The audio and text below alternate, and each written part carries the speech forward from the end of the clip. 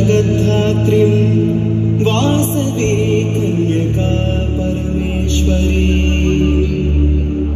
चतुर्भुजां चन्द्ररेखां कमलासन संस्थिता वरदा भयहस्तं च शुकपद्मकरां शुभम्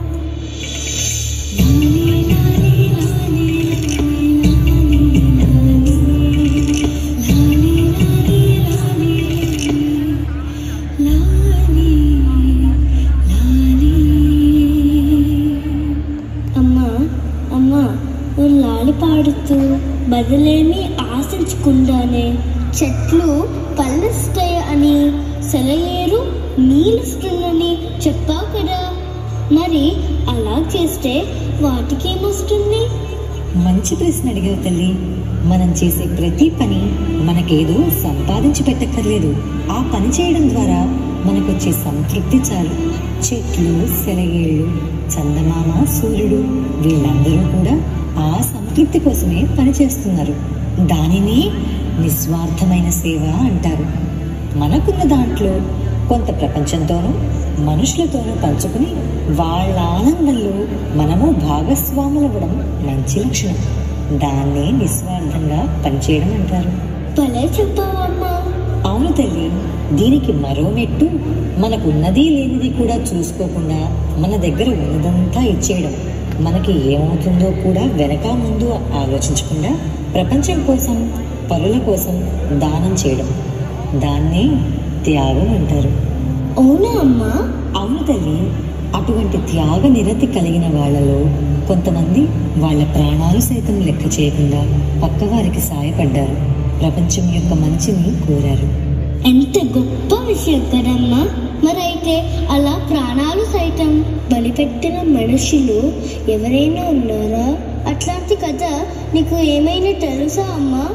త్యాగమూర్తులందరూ కూడా గొప్పగా చెప్పుకుని కొనియాడేటువంటి కథ శ్రీ వాసవి మాత కథ. ఆ కథే నీకిప్పుడు చెప్తాను.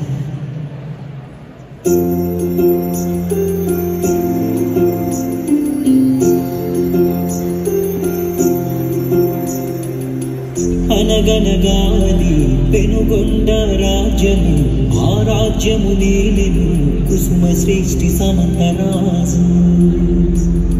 సంతాన భాగ్యము లేని ఆ దంపతులు ముదముగ జరిపెరి పుత్రకామేష్టి యాగము. వరభాగ్యముగా యాగ ఫలముగా పాలు మగలు పొందిరి నూరు కమలలు వాసవి విరూపాక్షులు, వాసవి విరూపాక్షులు.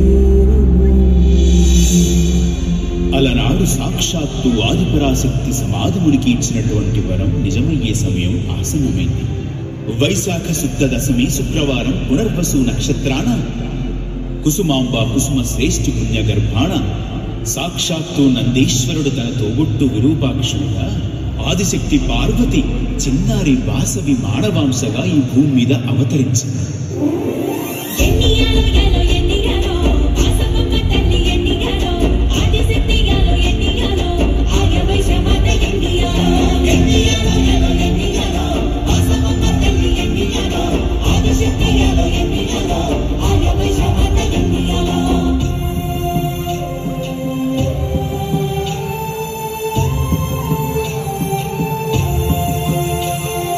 ఎదుగుతున్న వాసవి విరూపాక్షులిద్దరు నేర్చినారు పలు విద్యలు గురు భాస్కరాచార్యులు. విరూపాక్షుడు గడించెను అస్త్రశస్త్ర నైపుణ్యం, వాసవమ్మ విధానమే యోగము ఆధ్యాత్మికము. సదానైవ చింతనలో వాసవి తాదాత్మ్యము, వివాహమను మాటే ఎరుగని వైరాగ్యము. ధ్యానమి తన జీవము, నగరేశ్వరుడే తన ప్రాణము. ఓం నమో నగరేశ్వరాయ, ఓం నమో నగరేశ్వరాయ. నగరేశ్వరుడే తన ప్రాణము.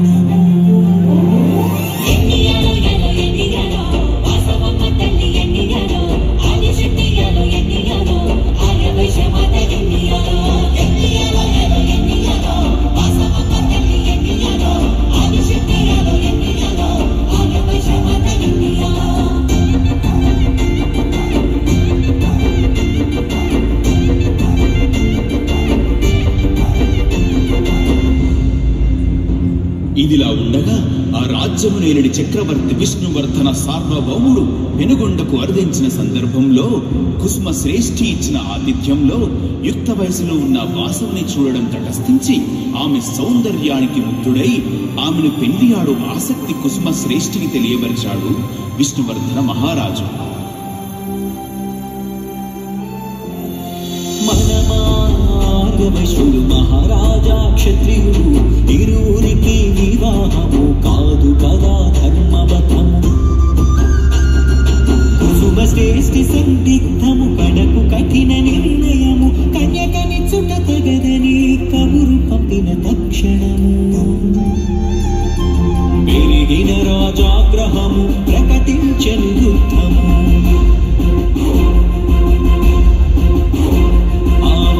విన్న కుసుమ శ్రేష్ఠి ఏర్పరిచెను జనసభ. ఆర్యవైశ్య గోత్రీకులు అందరూ పాల్గొనిరి అచట. యుద్ధమునకు సిద్ధమగుటయా వివాహమునకు బద్ధులగుటయా. పరి విధమున సమాలోచన జరిపిరి. కడకు రెండు వర్గములు చెరొక మాట బలపరిచిరి. ఆర్యవైశ్యులు మొత్తం 714 గోత్రముల వారు. వారిలో 612 గోత్రముల వారు ఒక వర్గంగాను 102 గోత్రికులు మరొక వర్గంగాను చెరొక మాటను రాజుకు ఇలా విన్నవించినారు. యుద్ధము వలదని రాజ్యము నాశనమగునని రాజుతోని వీయమే మెమలని 612 గోత్రీకులు నిర్ణయించిరి. కాదని ఆత్మాభిమానమే లేని జన్మ వ్యర్థమని ధర్మబద్ధమై ఉండుటయే తమకు ఆమోదమని యుద్ధమునకి సిద్ధమై 102 గోత్రీకులు. అటు ఇటు ఆలోచనలు ఆందోళన పెంచగా వాసవమ్మ మనోగతం ఏమని నిర్ణయించుకున్నదోయని గురువు భాస్కరాచార్యులు అడుగగా యుద్ధమనిన రాజ్య ప్రజలు నష్టపోవు సంగతి ఆ ప్రజలకు కలుగనెవ్వరో అణుమాత్రపు శాంతి. మహారాజు కామ దృష్టి సోకినట్టి దేహమిది. ఈ దేహమునన్నికి చేసెదను ఆహుతి. నీ కనులకు కనబడునది నాదు వాసవి ఆకృతి. అంతరంగమందు నేను ఆదిశక్తి భగవతి. 102 గోత్రీకులకు మోక్షమివ్వగా ఇట వెలసితి. ఈ మాటలు విన్న 102 గోత్రికులు తమ పూర్వ జన్మ సుకృతములకు సంతసించి తాము కూడా అగ్ని ప్రవేశం చేయుటకు అనుమతినివ్వమని అమ్మవారిని అడగగా అందుకు వాసవమ్మ సంతసించి భాస్కరాచార్యుల వారి ఆధ్వర్యంలో పావన బ్రహ్మగుండ గోదావరి తీరం ముక్కమల మహాక్షేత్రంలో మాఘ శుద్ధ విధియ శతభిష నక్షత్రం గురువారం సూర్యాస్తమయ సమయానికి ముహూర్తం నిశ్చయించడమైనది. నిర్ణయించిన సుముహూర్తము రాని వచ్చెను రాజపరివారం తోడుగా వాసవమ్మ బయలుదేరి అగ్నిగుండమును సమీపించెను. వాసవమ్మతో సహా 102 గోత్ర దంపతులు తాము కూడా సిద్ధమని పలికిరి. అంతలో ఎవరూ ఊహించని విధముగా ఆశ్చర్యచకితులై చూస్తుండగా అగ్నిదేవుడు ప్రత్యక్షమై ఇలా సెలవిచ్చాడు. అంబవు నీవు జగదాంబవు నీవు అండపిండ బ్రహ్మాండము నీవు.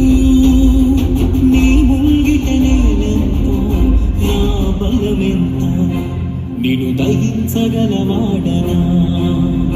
అగ్నినైన నాకే అగ్ని పరీక్ష. వలదు తల్లి వలదు తల్లి వలదు తల్లి ఈ కార్యము నేను చేయజాలను. క్షమించు తల్లి, క్షమించు తల్లి అని తన ఆసక్తిని విన్నవించుకోగా అప్పుడు వాసవీదేవి,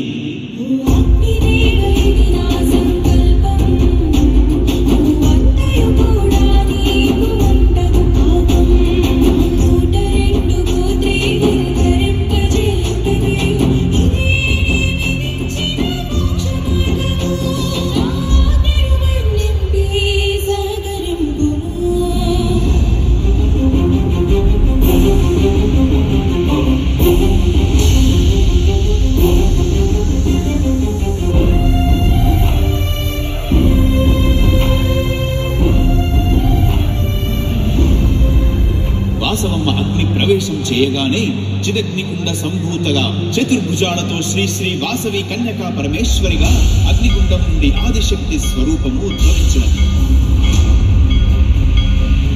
ఆ విశ్వరూపమూర్తిని దర్శించిన 102 గోత్ర దంపతులు పరమానందభరితులై జై వాసవి, జై జై వాసవి అని జయ జయ ధ్వనులు చేసిరి. అటు పిమ్మట సకల దేవతలు, సిద్ధులు, యోగులు, రుద్రగణ సహితంగా వృషభ వాహనుడైన పరమేశ్వరుడు ప్రత్యక్షమై వాసవి అమ్మ వారిని తన వామాంకమందు చేర్చుకున్నారు.